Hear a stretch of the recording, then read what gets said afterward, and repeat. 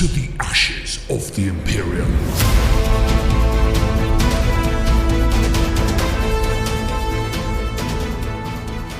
Hello and welcome to Ashes of the Imperium. My name is Dan, and as ever, I'm joined by the wonderful Max. Max, how are you? I'm good, Dan. How are you, mate? I'm living the dream, as ever. Today, we are talking all about the brand new Crusade narrative book, Pariah Nexus. So a return to the Pariah Nexus. And we're going to be seeing what those sneaky Necrons have been up to. I think a good advancement of the story, I reckon.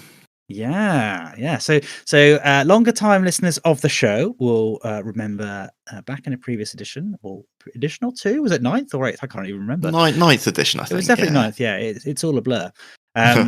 And a previous kind of Pariah Nexus campaign book came out. I think it was something Veil, Shadow of the Veil, and it was all about the Necrons kind of unleashing their kind of weird weapon. Like, how would you describe it, Max? A grand scheme. It's kind of a weapon without being violent, isn't it? Well, I mean, I can't remember from the old book, but do they reveal the entire machinations and purpose of what the Necrons are up to? Because it's certainly revealed in this book, which is pretty cool. Kind of what we're led to believe from the first book, and that was the Crusade mission pack Beyond the Veil. I've just looked it up to get the name correct. Something Veily Necron Veily. Veiliness, yeah. Yeah. So Beyond the Veil told us, kind of introduced the Pariah Nexus, or to call it by its other name, the Nephilim Anomaly. Which name do you prefer? A Pariah Nexus for ease of pronunciation. I won't lie. I mean, Nephilim Anomaly is cooler. I won't lie. And then an enemy. It's just a lot of a lot of consonants, isn't it? It bloody is, yeah. Pariah Nexus been introduced to it before, and the whole vibe there was this kind of Necron secret weapon that I guess kind of like sent everyone into this soporific stupor. The stilling, absolutely. Max in there with the correct names. I'm like, everyone's heckin' sleepy. And you're like, no, Dan, it's called the stilling. But yeah, so the stilling happened and basically kind of shut people down a little bit.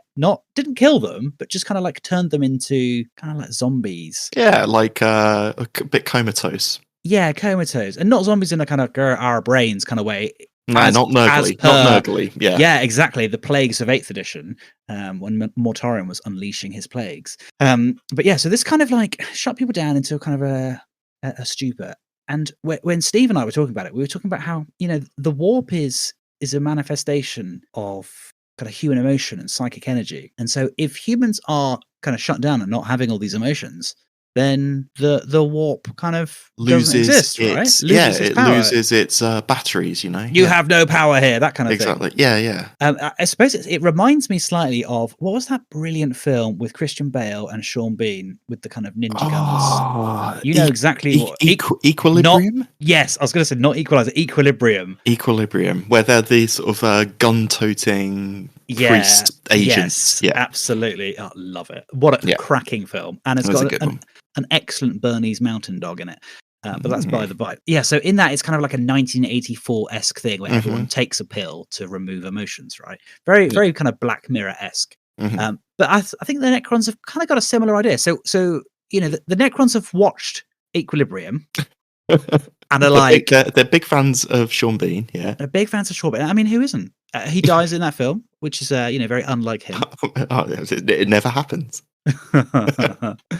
Oh dear, terrible. Yeah, so they're trying to shut down the warp, right? And they're trying to do that by shutting down humans' emotions. But it doesn't just happen to humans. It talks about not just Eldar, also Leagues of Votann get a little mention. Yeah, there's a scene where sort of Astra Militarum are like, oh, the floor's a bit squidgy, and they look down, they're just walking all over the sort of... Oh, that is gross, yeah. Squirrels and rats or whatever. Yeah. Or space squirrels and space rats. But yeah, so it affects anything with a conscience, a consciousness, not a conscience. I'm sure lots of Drakari don't have consciences. No, absolutely not.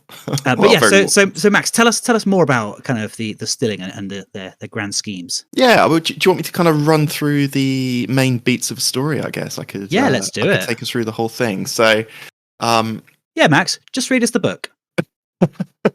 Take us I through think- from start to finish, word by word, please. the whole story, all the dramatis personae. No, I reckon it's a story of kind of 4 parts, really. So what's interesting is, Great Rift rips open the galaxy. Once that is kind of settled down, they call it the Noctis Eterna, don't they? Yes. This kind of period Eternal of night. Yes, absolutely. This period of zero communication. That lifts, so messages can finally reach Terra again, and it is like going crazy. It's absolutely bombarded with all these communications, pleas for help, the psychic screams of dying psychers. Like it's every line is Bombarded with psychic distress calls. That's it. Every line is busy, right? The psychic switchboard's going nuts. But Is it going nuts everywhere, Max? no, this is it. So there is an area of silence which stands out. I think that's a really cool idea, that the whole galaxy's going crazy. Pleas for help from but there's just this black spot on the galactic map. I can imagine, the High Lords of Terror like pushing their flags around their big table, and there's just this big like hole in the middle around the Pariah Nexus. So Gilliman thinks, okay, something's not right there, and dispatches this battle group Kalides, it's called, led by a guy called Group Master Marin, who I get the impression from the book is, very stoic, competent kind of guy. They hightail it over there. Big kind of combined fleet of Astra Militarum, Adeptus Sororitas. There's some Adeptus Astartes in there as well. There's Black Templars, Imperial Fists get a mention. The Minotaurs are mentioned as well. There's quite a lot of different chapters going, right? So they really kind of chuck a lot at this thing. They get to the worlds kind of bordering this zone, and there's all these doomsayers kind of claiming this onrushing, terrible presence that's going to consume everybody. All the kind of Xenos and Chaos forces around this region of space aren't fighting the Imperials necessarily, but they're kind of grabbing resources to get out of there. So it's like the animals running away from the tsunami before it comes, kind of thing. You get that kind of vibe. Rats fleeing a sinking ship. Yeah, but The anyway, end is extremely hecking nigh. Exactly. Yeah. So there's all this foreshadowing. 40k loves a bit of foreshadowing, but draw upon that narrative trope of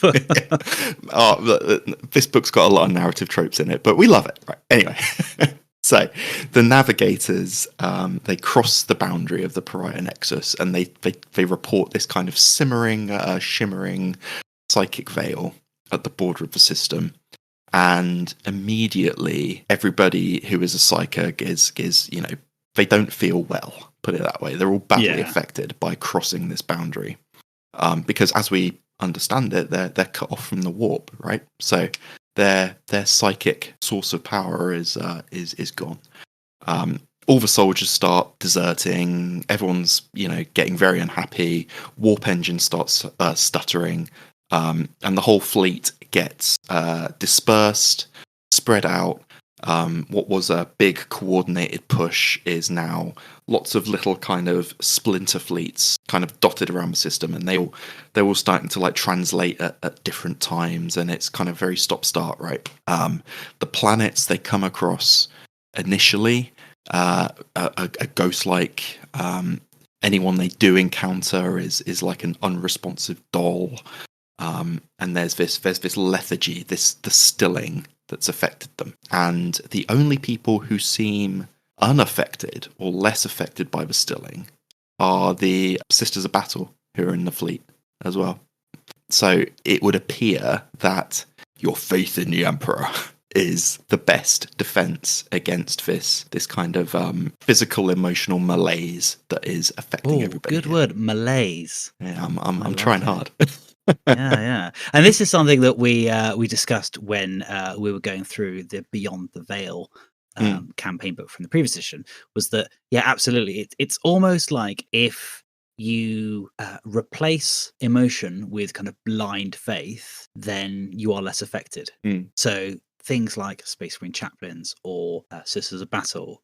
Yeah, humans' interaction with the warp. It's rage, isn't it? And lust and desire and gluttony and hate and all of those kinds of things is what like fuels chaos. Yeah. So the idea of being a zealot and so committed to one canonical thought, it almost doesn't give your soul room for any of those other emotions, does it? The word that comes to mind for me is purity. Yeah. It's like the purity of faith protects Mm-hmm. them from the taint of the warp, Mm-hmm. and that for some reason protects them from distilling, because distilling is attacking the thing that is making up the warp, and therefore if you are disconnected from the sins of man, as it were, through the purity of your faith, then you're less affected. I don't think the purity is a good thing though, right? No. Like these people aren't affected by it, but I don't think we're led to believe that this is aspirational. No. And I don't mean purity in like a kind of pure and good No, faith. absolutely it's not. just No. like the kind of the blind faith, the single-mindedness perhaps is a better way of putting it. Yeah. So it's playing with some interesting concepts, isn't it, this story? I think it's I quite like the idea of the stilling and what how it kind of interacts with the factions in the story, and the fact that there's a very technological element to the story, and when the admechs show up like en masse later, that really goes into overdrive. For sure. Like, talk about an arms race, right? It gets really cool. Yeah, we'll get onto that. But there is this very interesting kind of what's the word? Religious, matters of the soul kind of element to it as well, which I think is really good. Yeah, it's like an interesting interaction of different concepts. Yeah. Of the kind of the matters of the soul versus matters of, it's kind of like matters, it's kind of religion versus science almost. Yeah. So yeah, they discover that the Battle Sisters are least affected, put it together, and what they start doing is embedding Sisters of Battle units, kind of spreading them out across the task forces and the fleets to kind of create these hotspots of further for the Emperor. And I'll tell you what was really cool as well. It affects people differently, the stilling. So there's a description right at the start of the book of this Imperial Fist legionary, holding the line, and he's describing how the Astra Militarum are losing their heads to the stilling, and puny humans. And then he's describing how his brothers in the Black Templars have lost their heads to the stilling, and they've just charged into the enemy, and they have run off and forgotten all reason, and the stilling has just turned them into mindless berserkers, and we've lost them too. And then right at the end of this kind of narrative beat, it sort of suggests that this Imperial Fist soldier is just standing there, unmoving, constantly like everybody is gone and left, and he's just still stood there with his bolter, just like blam blam blam blam, reload, blam blam blam blam, reload. So he's just kind of lost himself to his stoicism, and I must hold the line. And I thought that was awesome, how it's kind of just hinted at that even the Astartes are kind of affected by this as well. Yeah, it's very interesting, because the last time we went through a review, and depending on whether I get the editing right, this one might come out before, but we did an AdMech review, but just life's got in the way and that hasn't been edited and published yet.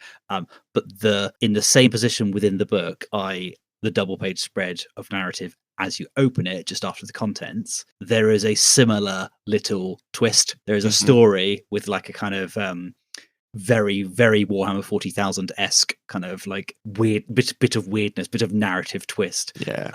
Of the Astra Militarum Adjutant. You know the bit I'm talking about, right? I do. Yeah, very cool. And exactly the same there. It's kind of like, oh, here's 2 pages of lore, of a very kind of interesting story, and also right at the end, it's like, but also this, and you're just like, okay, cool.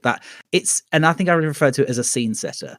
Yeah. And I think again, this double page spread has set the scene very nicely. The lore in the books is the format kind of hasn't changed in a few editions, really, has it? Like you've got the subheaded column sections, kind of running through the stuff, and then every now and again there's something that isn't related to the chronological order of the lore that it's running through. They just have these like little flavor bits, right? Like, and they have been in this edition these kind of double page spreads.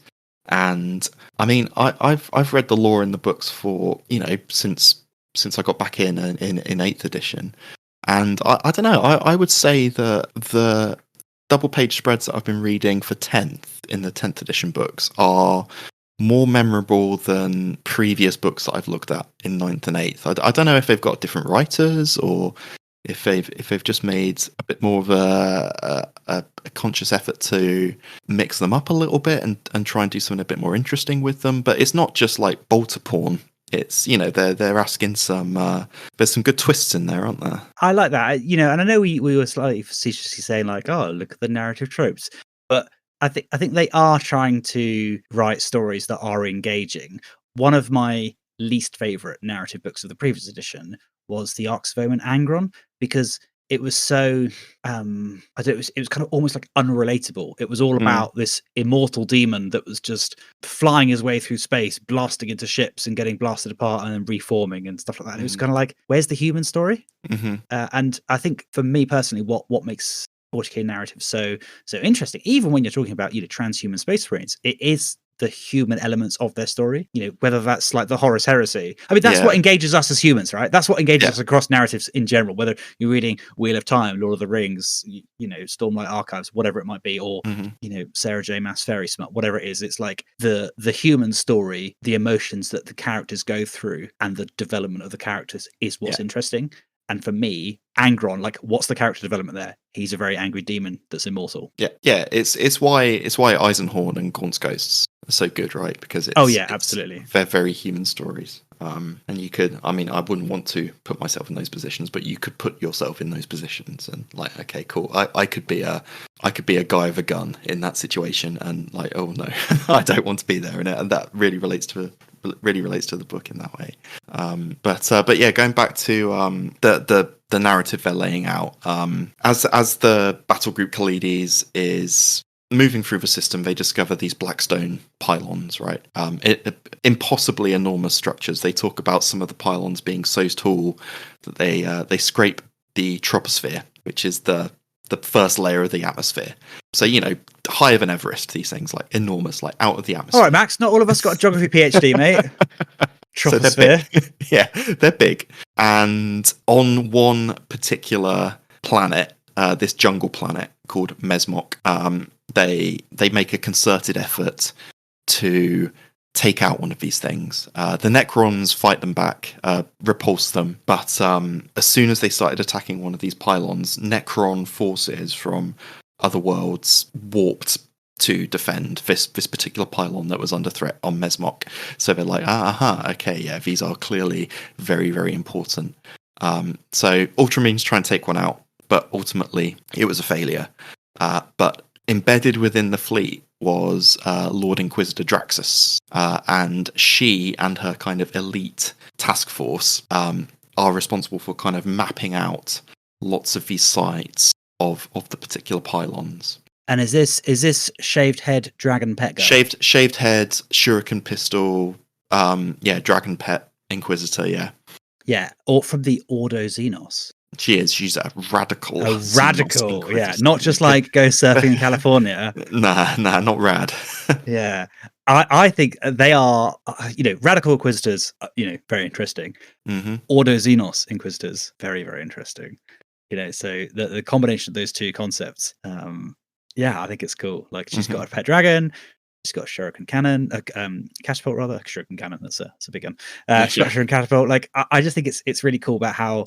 There's this little story in the book where people are like, well, she hasn't reported how to destroy the Noctilith pylons to the rest of the Imperium, and she arrived at a very, very specific and slightly suspicious time. Is she working with the Necrons? Well, it says it kind of says in the book, doesn't it? Because Imatech shows up later, and it kind of hints that, oh, isn't it strange that Inquisitor Draxus's strikes are timed so perfectly with Imhotech's? Like, what's going on there? So yeah, her and Imhotech are best mates. Yeah, and Imhotech is, there's some Necron infighting, isn't there, between Imhotech, there is, the Stormlord, and Zerak, the Silent King. What do you think of the Draxus model? I think it's cool. It's interesting. I think it's the armor that I'm not 100% certain about. Yeah, it doesn't feel very Imperial, but I mean, it feels quite Xenos, which makes sense for her, I guess. It's kind of got like a Eldar vibe to it, hasn't it? Oh, for sure. Yeah. I think it's the armor that kind of throws me off. I think, the silhouette of the armor throws me off slightly. It's very rounded, isn't it? It's got kind of design elements from some of the kind of Stormcast models. It's like sort of medieval in style. Yeah, I get what you mean. But I think the kind of curved bits of the armor are what slightly throw it for me. I think if she had that kind of, she's got like a kind of big alien skull, Shuriken catapult, big power fist. I think if all those design elements were incorporated in a more traditional set of power armor, I think for me, I would prefer the model. But I think the fact that the armor is so weird and wonderful kind of just demonstrates how that she is meant to be a bit different from the rest. Yeah. But Battle Group Khalidis is not having a good time anyway. In this kind of first part of the campaign, there's only really one major victory, which is where Ephemeral Stern, the Demonofuge, Ultra Zealot, leads an early victory. There's an ice world called Cherished, and Stern and a big kind of task force of this battle group managed to take out some of the Dolmen Gates, the kind of Necron warp portals, basically, on this planet.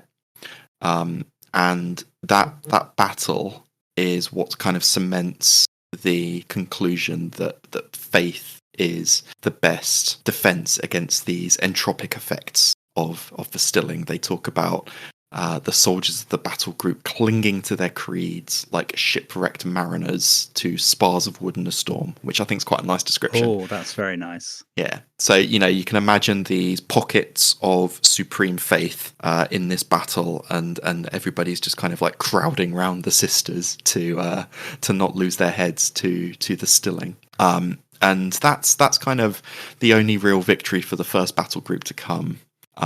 It's then that the book reveals that, all of this is a scheme by the Silent King. The ultimate goal is to divorce reality from the warp, and then the Silent King can go around and harvest all of the kind of husks of humanity that are left, and he wants to try and find a cure or a permanent solution to the whole biotransference thing. So his hope is that in this grand experiment there will be a long-term cure for the curse that he afflicted on his civilization, right? Like, but he's got some major guilt happening, right? Oh yeah, for sure. Yeah. Now, now listeners can correct me in the comments if I'm wrong, but I don't think this element of the story was talked about in the previous Beyond the Veil book. I don't think we really is where they're pushing it. Yeah. This is the narrative developing. Yeah, and I like it. I like this idea of. I tell you what this book does really nicely is it humanizes the Necrons a little bit as well. There's one of those those double page spreads we're talking about. There's a really funny one where there's this overlord like leading an assault against an Imperial position that is dug in on a ridge, and it's from the overlord's perspective. And it talks about, he's got his Praetorians around him, and they're marching towards these lines, and his Cryptek wants to unleash all of the horrible weapons that they have, but he's like, no, we must fight honorably here, and just shoot them with our Gauss blasters and slash them with our halberds, please. And no, I don't creepy little Cryptek. You just back in your box, all right? And he's marching, towards the lines, and it talks about how he raises his staff of light and he tries to adopt a suitably noble pose. And it's just, I just like the idea of this like egotistical Necron overlord. Like, is this my good side? do I look okay? And they're going towards, but then the Silent King sends out an order like, oh no, something bad has happened, just unleash everything. And then he sort of turns to his cryptek and he's like, oh, okay, make it so. Yeah, make it so. We've got the order, honor's out the window, just go for it. And I didn't realize that the Necrons had this whole kind of code of honor thing, which I thought it's really interesting. The Necron kind of like whole vibe has changed over the various editions of Warhammer, and this kind of this human side of Necrons was something that kind of got brought back in. So originally, now I might be getting this slightly wrong, but I think originally they were kind of semi-humanish, and then they got written as like these kind of completely mindless robots. T-1000s. Yeah, absolutely. And then it was either they were human, it got rewritten as mindless, and then they came back to being human, or when they were originally written, they were mindless. I can't remember the start of it, but I definitely remember there was this period of kind of like maybe like, again, probably getting it wrong, 4th, 5th, something that kind of thing. They were written as mindless robots. And the development of Necron personalities over the ages of 40k lore is, I think, one of the best things for that faction. Because going back to what I said before, makes them like relatable on a human level. Yeah. I think that's a good point. It's actually one of my least favorite things, and I think again that episode of the Admech Codex review, which is either arrived before or after this one, is something that I think we talked about then. Is that like I really love Admech, and actually I really like Iron Hands. Like just conceptually, it's cool models, lots of vehicles, blah blah. But I don't like how unemotional they are. Yeah. And that kind of puts me off, both those, both the Iron Hands Legion in 30k, which I was going to do an Iron Hands army, and I listened to some of their books, and they're just not written in a very not engaging way. Yeah. So yeah, to see the Necrons like written in this way is very cool. The little description you just did there does remind me slightly of the Age of Sigmar Flesh Eater Courts. Oh yeah, that's such a fun faction, kind of like the delusions. I don't think these guys are delusional like that. No, I think they are just kind of more hanging on to a sense of honor from yesteryear. They are the kind of the true miladies of first millennium. They're kind of doffing their caps at etc. Right, cool. So tell me more. What's the next stage back of to the story? Back to the story. So Battle Group Kalides, under a lot of pressure. Another battle group shows up to kind of relieve the pressure a little bit. Battle Group Orpheus, which is kind of delayed. Was sent at the same time ish, but kind of gets there and they kind of takes the pressure off a bit, but not so much. And then there is an Imperial Fist librarian called Epistolary Thengrest, who has an idea, suggests a psychic conclave on Cherist, this ice world, where Stern had her victory earlier. And he thinks, get a big group of us together, we can get the signal out for help. Just keep them off our backs until we complete this ritual, basically, is his idea. And then there is a kind of counterpunch campaign with a couple of Astartes forces. There's a Black Templar group led by someone called Marshal Arnulf, and then there's an Imperial Fist battle group led by Lieutenant Stormvor, and they launch this counteroffensive while this conclave is happening. And the Necrons are kind of attacking this ritual while it's going on, and the Imperials are slowly kind of pushing the lines out a bit, but they're able to. The ritual's successful, and they get this call for help out. Guilliman gets it, and he sends another battle group Hephaestus, which is led by Belisarius Kull, and their goal is to go in there, create a beachhead, and enable further reinforcement by Guilliman himself. Once he's finished all his paperwork, done his spreadsheets, he'll be like, I've just got to finish this, and then I'll be there myself. Okay, so he sends Kull to kind of sort stuff out for him. And these guys are better prepared than the previous groups. We've got large Admech forces made up from Mars and Metallica. Again, depending on when that other episode comes out, we talk about how much I like Forge World Metallica.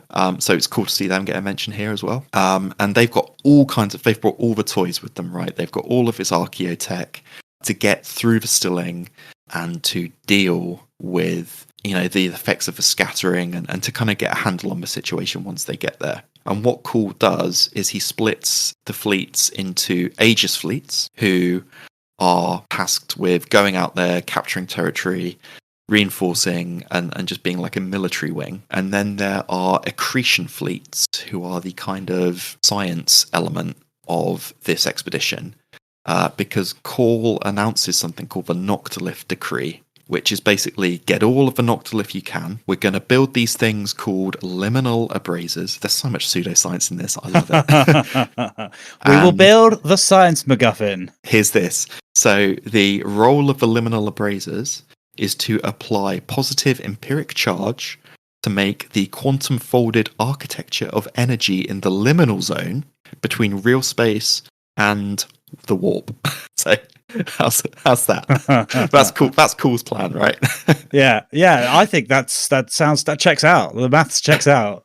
And he reckons what this will do is this liminal space and this area of silence that the Silent King is trying to create, neither will tolerate the presence of this energy, and there'll be a big negative reaction against the energies that the Necron devices are pushing out, and it will just hit like a big reset button, right? So Cool wants to build these space MacGuffins out of Noctilith, out of Blackstone, to reverse what the Silent King is trying to do, basically. That's his big plan.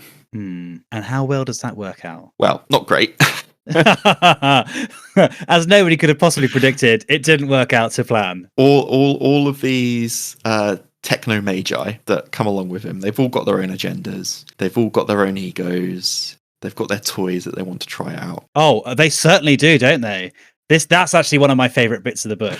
Oh, we'll get onto that. It's awesome. But there are some successes, right? So they some of these accretion fleets manage to get quite a long way with these liminal abrasers. The Aegis fleets push out. They certainly help reinforce a lot of like beleaguered forces. And all at the same time as this, there appears to be a bit of a civil war going on in the Necrons, and Cool kind of takes advantage of that as well. So Imhotep the Stormlord shows up. He is apparently intent on destroying this nodal matrix, this network of pylons that the Silent King has put up, and is causing the Silent King a lot of problems. So between Battle Group, Hephaestus showing up, and Imhotep showing up, the Silent King starts to get pushed back. The two previous battle fleets, like Kalides and Orpheus, they're kind of done at this point now. They're just kind of hanging on. But Call does actually manage to establish a pretty decent foothold in the system, but with mixed success on these liminal abrasers. So it's at this point that Draxus, the Inquisitor, meets with Cool, says, I know how to bring these pylons down. It doesn't explain how she's got this knowledge, but it's kind of suggested that she's been working with Imhotep a little bit, right? But she leads a mission with Tempestus Scions and elements of the Death Watch. They take advantage of this conflict between the Silent King and Imhotep. And on the world of Voigoy's Alphic, they're successful. They manage to get into this pylon, detonate it, and it cracks the planet to this molten core. And that destruction of the pylon sends out, it's like a real escalation in the campaign. That's the point in the 2-page spread I was talking about with the Overlord, where the Silent King issues this decree, like, okay, right, gloves off. He's like, right, okay, chivalry's dead. They've shown a lack of respect for the rules of war, so we're just gonna meet them on fair ground. Yeah, exactly. So this is a real escalation in the campaign. It has ripple effects throughout the whole Necron matrix. The Silent King basically concludes that the humans have proved themselves unworthy of the codes of honorable combat. So it's really cool that like the Necrons were holding back before, but they really let rip now. All of the horrible weapons come out. The tech priests of Mars abandon Cool's plans, really, and they let loose a whole host of crazy weapons. I mean, you said this is one of your favorite bits. Is there any like bit from this part of the story that stands out for you? I just think it's very 40K. It's just this weird arms race of escalatory doom weapons, like these kind of super weapons, and these two kind of Admech tech priests. One of them released a weapon called the Ark of Oblivion, which that one stood out. Yeah, Yeah, which I think quite literally like vibrated the Necron sort of metal to Hmm. death. Into sludge. Yeah, absolutely. Yeah. The Ark streaked to the heart of the Necron fleet before unleashing a devastating contra-molecular shockwave. 3 mighty tomb ships shuddered in the grip of the Ark's power, the living metal of their hulls and their luckless passengers vibrating itself to a spreading slurry as excitation fields rippled through them. Like, okay, fine, pseudoscience applied, but it just sounds hilarious. There's another one, isn't there, where the techno magi, he kind of puts this little box down, pushes the button, and like runs away from it, and there's just this like growing black sphere that just expands and expands and expands and expands, and it like ends up eating like 1/3 of a whole planet. Yeah, and like completely throwing the planet off its kind of like orbital trajectory. And the Necrons are at it as well. There's a really cool description. They talk about a Necron device that's unleashed that uncoiled gravitic ribbons like whips thousands of miles long. So you can just imagine these like invisible gravity whips that just like smash a planet in half and stuff. It's so like epic in scale. But the real kind of tipping point of this arms race is something in the Scaran sector. There's a tech priest called Myrmidia. How do we say this? Myrmidominus Gelf. Myrmidominus Gelf. Say that 3 times. He has a weapon called Chivalric's Constellation, which is this group of satellites from way before like the dark age of technology. Like these have been sat in the warehouse for a long, long time, right? And he releases them in this system. In the Scaris system, a planet called Santis Magna. And the description of this is so cool. They kind of zoom out of their ship and they form these esoteric patterns in space, you know, this constellation of satellites, and release devastating energy weapons. It talks about, you know, it forms this pattern and then it like cuts like 10 of the Necron ships in half in an instant. And all the humans start, you know, cheering like, "Yay, we got him!" And then the satellite turns and like adopts a new pattern, and it reloads, and then it starts cutting some of the human ships in half as well. And they're like, "Oh, are we still cheering?" But then it carries on, and it's just like it's this kind of all these different patterns that the satellites are forming. I just had such a clear picture of this in my head, and eventually it forms this final node in the sequence, and it manifests a tear in the warp, and from this tear in space, the demon. Okay, I take it all back. This is my favorite bit. Yeah. So this big tear in space opens up from this, you know, like the dark age of technology, right? Like all the techno barbarians, like God knows what horrific energies of chaos this thing had. Like, how long has this plan been in energy weapons that had been ancient when the God Emperor ascended his throne? Like these things are banned for a reason, right? Yeah, exactly. And what comes out? Yeah, what comes out, Max? Tell me. This tear in space comes, and the planet of Wormwood comes out, the demon planet of Vashtor the Archifane itself. As the planet emerges, and the fleets of renegades and demons and heretics emerges from this planet in their dark flotillas, that's where the kind of the curtain falls, and the story, to be continued. I just thought that was a really epic conclusion to what was a already kind of nicely escalating storyline. It's a really nice narrative crescendo towards the end, where the Imperium and the Necrons are kind of going at this mad arms race, releasing these kind of more and more extreme weapons against each other, and then very much a kind of like EastEnders end of episode dun dun dun moment when Vashtor the Archifane sort of turns up, and it'll be really interesting to see where they go, what happens next. Yeah. I'm excited to see the next chapter. I want to know how this story ends. So absolutely. So yeah. I know they have some. There's some Black Library books set in the Pariah Nexus, isn't there? I don't know if they've taken this story any further yet. It's also on Warhammer Plus. Is it? As a series, isn't there? Yeah. There's a series literally called Pariah Nexus. Yeah. I've watched it. It's okay. Yeah. I don't know. Like it's written in a weird way. Like it's delivered in a weird way, right? Not written. It's kind of very hearty. Like Okay. Eh. it's cool to watch. Like it's Warhammer on TV. Like that's fun. Mm. It's just a bit kind of doesn't. I don't think it flows particularly well because it kind of keeps. Which is, yeah, that's interesting because I think we both agree, right, that the story in this book is really good fun. I like the flow of it. I like the escalation of it, and it's probably my favourite part of the book, to be honest. Because I mean, what we've not spoken about is any of the Crusade rules or the missions that are in this book as well. I just kind of got engrossed in the story, to be honest. And Absolutely. I don't know if you've ever given Crusade a go. Don't know about you, but I struggled to get games in full stop. Yeah, let alone consistent campaign games with the same people. Mm-hmm. So I probably play if things are going well once a week. But I play at least every fortnight, right?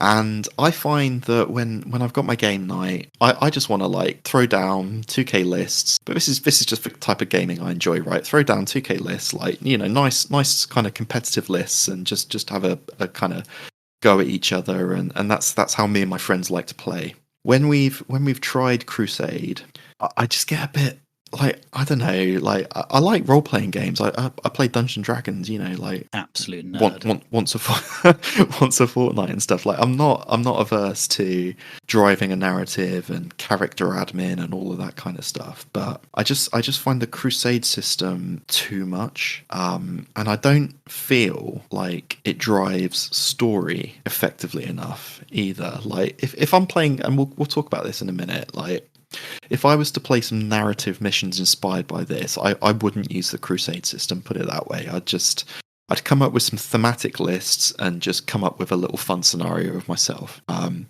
which I know is something, you know, you and Steve used to talk about a lot, wasn't it? Was how can we build fun narrative missions from the kind of lore snippets that we find in these books, rather than let's go through every single Crusade mission in order that's in this book. And yeah, I don't know. It's not a system that I've ever really engaged with much since it came out, and I just don't think I'm going to start anytime soon either, to be honest. No, that's fair. I think it takes a commitment. One of my favorite games Games Workshop has ever created is More Time, but I love that so much because when I've played it, it's been when I was sort of young, like a young teenager, or even earlier, or it's been when I was in my very, very early 20s and playing Warhammer like once a week with my friends, or all the guys at the club every Wednesday night at the local shop. You know, it was a great, like a really positive time in my life, and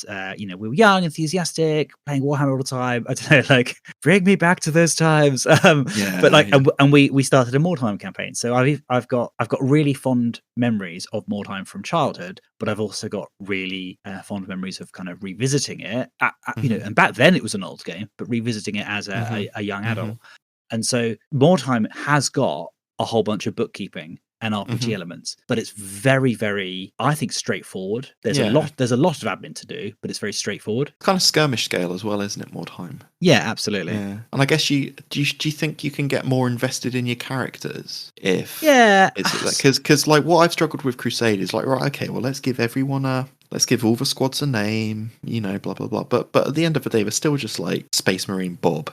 I just struggle to, like, you know, like I can think of cool stories for the captain and the sergeants, and you know, sometimes the game itself will create the story for, like, you know, that Hellblaster Ricky like took out the knight on an epic last ditch shot. Sorry, did you just call a Hellblaster Ricky? Yeah. Is he married to Bianca from EastEnders? So this is the second EastEnders reference this episode. American listeners are probably thinking, who on earth are Ricky and Bianca? Well, and all the English listeners are like, yeah, we understand. Of a certain generation, I should yeah. But, you know. Anyway, Ricky is... Yeah, so, you know, sometimes, okay, cool, right, he's got a story. But, I don't know, I can't think of cool narrative stuff to get engaged with for the 24 other intercessors in my list. You know, it's just like, oh, okay. But I think with something like Mordheim or Necromunda or Kill Team, easier to create those characters, maybe. Yeah, because you're dealing with individuals, I think. Yeah. Anyway, that's my two pennies on Crusade. But I know a lot of people enjoy it, so I'm sure they will. Because what I would say is the Crusade rules presented in the Leviathan book are very specific to the Tyrannic War, and the missions are very specific to the Tyrannic War. So it's good to get some other settings and some other factions and some other flavour for 10th edition Crusade, Yeah, no, it makes sense. I think one of my favorite, talking about that narrative element of it and finding stories and finding it difficult to kind of get behind the narrative of like squads rather than individuals. One of the things that I really, really like about this book, and it's something Steve and I used to, really, really enjoy it. And I think we hold Vigilus, the original Vigilus campaign books, as like a real high point in modern 40k campaign books. And when the Beyond the Veil book came out, we actually discussed how it was a shame that this wasn't like that. Is that they had orders of battle in Vigilus? It had orders of battle and kind of it had named regiments. Whereas the narrative in the Beyond the Veil book, because it was a mission pack, it wasn't a campaign book, it was a mission pack. So there's no point in getting annoyed and be like, oh, this mission pack had nothing but missions in it and a handful of narrative pages. Well, that's what it was designed to have, so fine. But on page, I want to say like 16, 17 of this book, it's got a double page spread. It's got a map, a galactic map. Yes. Like maps in campaign books, like already you are, plus 5 points out of 10. If you've got a map, then I'm sold. I'm looking at the notes I made for this chat, and for this, yeah, highlighted in bold and nice green letters is epic map on page. Epic, yeah. So if you've got a map, great, you're already in my good books. And then if you've got orders of battle, then you are also like get those two things. Just have a campaign book with maps and orders of battle, and I will buy that. I will buy that and read it until the cows come home. It kind of harks back to the original Imperial Armor books that brought out, Vrax and things like that. Really cool. And so there's a little double page spread. It is just a 2-page spread with a map and some battle groups listed on it, but it lists some really cool sounding Astra Militarum regiments. So you've got classics like the Mordian Iron Guard. Hey, wouldn't it be cool to see plastics of those? Maybe as a kill team, that would be cool for sure. And you've got things like Acadian shock troops, but you've also got Acadian heavy reconnaissance. And you think, like, what does that look like? How can you create an army of heavy reconnaissance? Is that like armored sentinels? Is that things like the salamander tanks? Like that would be cool to see a new plastic salamander tank come out, maybe do a conversion, write a little bit of homebrew rules to kind of do a Acadian heavy reconnaissance army made up of only things like salamanders, hellhounds, sentinels, that kind of thing, right? Maybe some snipers, all that good stuff. But then you've got these weird and wonderful regiments. And I'll read you some of the ones all the ones that I've written down here. So the Gascaean armored gunhounds, the Kyogan mounted reconnaissance. So mounted might suggest mechanized, mechanized, like in chimeras or something. Or it might be like Rough Riders, Or like, what are they mounted on? Like, what Rough Riders ride horses because they're trying to sell models to humans, i.e., customers in the real world, and we understand what a horse is. Whereas on Kyogan, like what the planet or the system of Kyogan or Kyoga, whatever the planet's called, what do the locals ride? Is it like spiders or is it like camels? I don't know. Like there's just or big lizards. Could you take that? That's a great. There you go. Take some Seraphon models. Take some Age of Sigmar Seraphon or Warhammer Fantasy. Those old Dark Elf cold ones, that come with kind of humanish, like humanoid legs on it. Create some cool mounted dinosaur riding dudes, and those are your Kyogan mounted reconnaissance. Like that's a cool concept. Instead of having tanks, have a massive Seraphon dinosaur. Whatever. And that's just one regiment name. That's just one regiment. In the kind of order of battle, Absolutely. You've got the Oswardian musketeers, the Mytorian rogues, the Latoran artillery. You've got Ooh, I like the sound abhumans. of those, the Mytorian rogues. Yeah, That the sounds familiar. Mytorian rogues. I Not to be imagine lots confused of with the Mytorian scoundrels. I imagine lots of like mustache wax and Oh sabers. yeah, yeah, cads and bounders. To a man, you wouldn't introduce them to your sister, Or the sisters. or indeed the sisters, who Yeah. would be doing very well in this system, Mhm. because of their purity and piousness. Mhm. So you've also got cool things like Caffey Stoutbacks, who are Votan or kin, i.e. Leagues of Votan, kin mercenaries. You've got abhumans, and then you've also got, interestingly, it said abhumans, and then the next line said minotaurs. I was like, wow, abhuman minotaurs! Like, the Imperium's really pushing this whole Beastman thing. But no, it is just like the Space Marine minotaurs. Yeah, the old Moloch. Yeah, again, a cool chapter who we've spoken about recently. But it's cool to see them, make a little appearance. And yeah, I just like that. Just on those 2 pages, I've just gone on a little passionate rant for 5 minutes about just those 2 pages. And for me, I think those 2 pages, the strength of the story, like, sure, yeah, a load of silly pseudoscience, but it is sci-fi, fine. Like, on those 2 things, like, the book is a win for me. Yeah, I really like it. Imagine those 2 pages, but 10 times as much content in that vein, like the Anphelion project. It's just a cool storybook with all the maps and the after battle reports, and that's what I would get really excited about and want to see more of. And like, honestly, 50% of this book I'm not that interested in, because I don't enjoy that part of 40k. But the story was brilliant. Like, I would like to see just more of that kind of thing. Yeah, it is really interesting, the inconsistency of the nature of their narrative supplements. Like, sometimes you get mission packs, sometimes you get things like the Vigilus.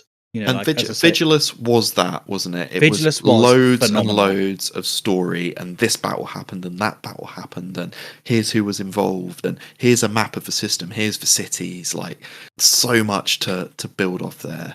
And then it had, the rules were cool because you got like the attachments you could use and stuff, and it wasn't all constrained by this Crusade system. It was you can use these detachment rules and play whatever kind of 40k game you want, like, and there was just so much content in there of the type that we're talking about that we love so much. This really descriptive, really flavorful. Loads of geography in there, orders of battle and lists. And, not biased, are you? Loads of geography. No, but that's what I would like to see more of, for sure. Oh yeah, absolutely. So it's not like a not recommend. Pick it up for sure. It's an interesting book. It's a cool story, and it's got some cool narrative hooks in it. And if you play Crusade, or if you're looking for some missions to kind of spice up some regular games, then it's even better value. I would buy this book just for the kind of narrative half, for sure. And if I happen to play like 1 or 2 of the missions out the back, maybe once or twice, then it would be an added bonus. But for me, I think, like, if they, as you say, if they produce this kind of level of cool narrative stuff, but to the scale of like an Imperial Armor book, then like that is peak narrative 40k for me. Yeah, my friend's got a big Necron army. I'm definitely going to suggest let's play a couple of these scenarios out. That could be really good fun. Oh yeah, for sure.